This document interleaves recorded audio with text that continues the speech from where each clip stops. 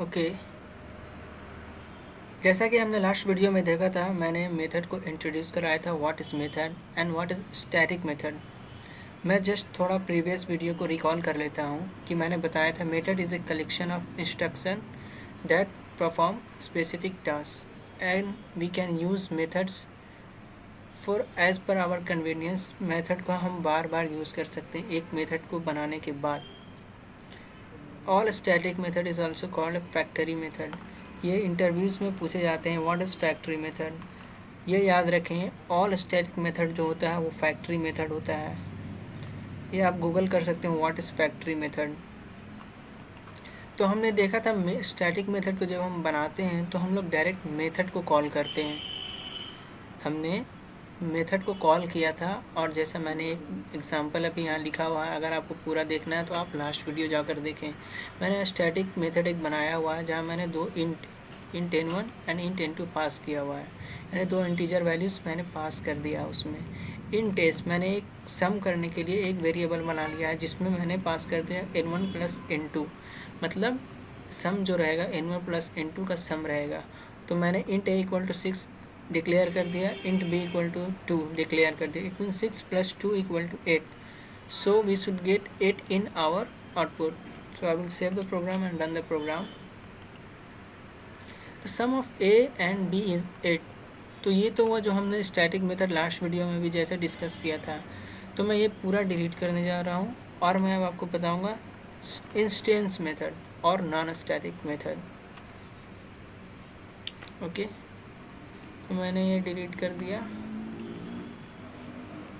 Okay,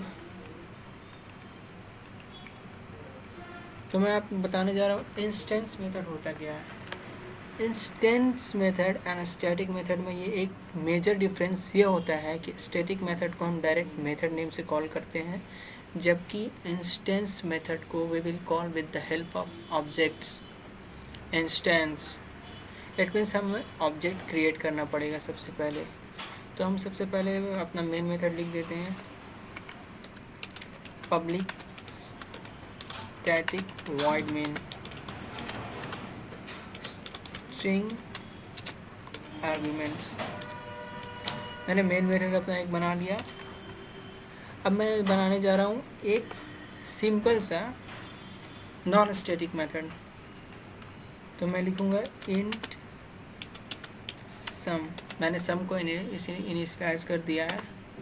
अब मैं method बनाने जा रहा हूँ यहाँ public int n1 comma int n2। मैंने लास्ट मेथड जो बनाया था मैंने स्टैटिक मेथड, उसमें मैंने पब्लिक स्टैटिक इंट लिखा था, ऐड इन। Okay, not what I will do, I will pass some values in method. Public int मैंने रिटर्न कराना, रिटर्न सम कराना मुझे रिटर्न। जब भी आप मेथड लिख रहे हो आपको रिटर्न टाइप लिखना ज़रूरी है। ये एक मेजर पॉइंट है कि constructor never returns anything and method always return something unless it is void. It means public static void means it will return nothing. तो जब हमारा पब्लिक स्टैटिक void रहे तो हमें रिटर्न नथिंग करता है। मैं इंट को इनिशियलाइज कर दूंगा, what is the value of int n1 and int n2। अब मैं ऑब्जेक्ट क्रिएट करता हूँ। सबसे पहले मेरा क्लास नेम है कॉन्सेप्ट। मैं ऑब्जेक्ट का वेरिएबल रेफरेंस वेरिएबल दूंगा, add equal to new concept. Default constructor जैसे मैंने फर्स्ट वीडियो में क्लासेस एंड ऑब्जेक्ट में बताया था, डिफ़ॉल्ट कंस्ट्रक्टर हमें बनाना कंपलसरी है और it is the only method to create instance. अब क्या हम करेंगे, मैंने int A equal to n1 मैंने लिया है, n1 equal to 56 and int n2 equal to 67। Okay, मैंने दो वेरिएबल्स को डिक्लेयर कर दिया कि इतना वैल्यू से इसका वैल्यू ये है, इसका वैल्यूज ये है। Now I will write sum equal to sum equal to n1 plus n2, ये भी हमारा हो गया। And sum equal to n1 plus n2 and sum equal to n1 plus n2। मुझे यहाँ लिखने की ज़रूरत नहीं है। अब मैं क्या करूँगा, एक आउटपुट मैसेज प्रिंट करा लूँगा, sys out। Okay, the addition of n1 and n2 is okay, concatenate करा लूँगा। अब मुझे क्या लिखना है, ऑब्जेक्ट के साथ लिखना है। तो मैं ऑब्जेक्ट का नाम लिखूँगा ऐड डॉट, और मेरा मेथड का नाम क्या है, adding okay, n1 plus n2। अब मैं सिंपली सेव करूँगा इस प्रोग्राम को और मैं रन करने जा रहा हूँ। Addition of n1 and n2 is 1 2 3। It means fifth, मैं कुछ छोटा नंबर ले लेता हूँ, 5 and 6, इट शुड बिकम 11।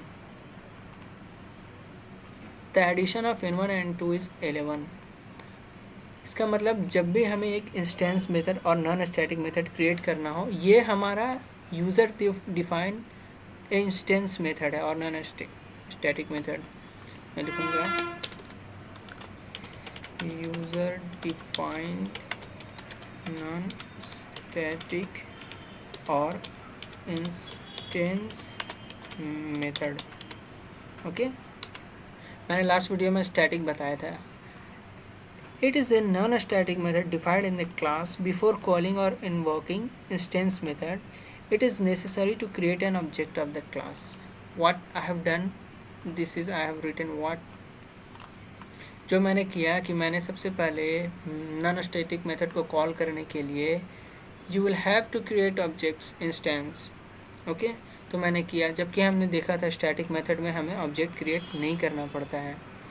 तो that is the difference between static and non static और इंस्टेंस ऑब्जेक्ट। होप आप लोग को ये समझ में आया होगा। यह हमारा नोट्स है। If you want to write down then you can write, and that is our program. सबसे पहले मैं एक्सप्लेन कर देता हूँ, रिकॉल कर देता। मैंने एक सम बनाया जिसमें मुझे इंट n1 एंड n12 का वैल्यू ऐड करा के उसमें पुट करना है। तो मैंने सम के अंदर n1 प्लस n2 कर दिया और रिटर्न मैंने करा दिया सम। फिर मैंने मेन मेथड में लिखा, ऑब्जेक्ट क्रिएट किया ऊप्स, एंड मैंने ऑब्जेक्ट का नाम दे दिया ऐड, एंड न्यू से मैंने इंस्टेंशिएट करा दिया और डिफ़ॉल्ट कंस्ट्रक्टर को कॉल करा दिया मैंने। इंट n1 का वैल्यू मैंने पास किया 5, इंट n2 का वैल्यू पास किया मैंने 6। तो सिस्टम और डॉट प्रिंट डॉट एल में मैंने लिखा दिया था addition of n1 and n2 by add, मतलब ऑब्जेक्ट का नाम हमें पहले लिखना है। जो हमने ऑब्जेक्ट ऐड क्रिएट किया उसका नाम पहले लिखना और डॉट फॉलोइंग मेथड नेम।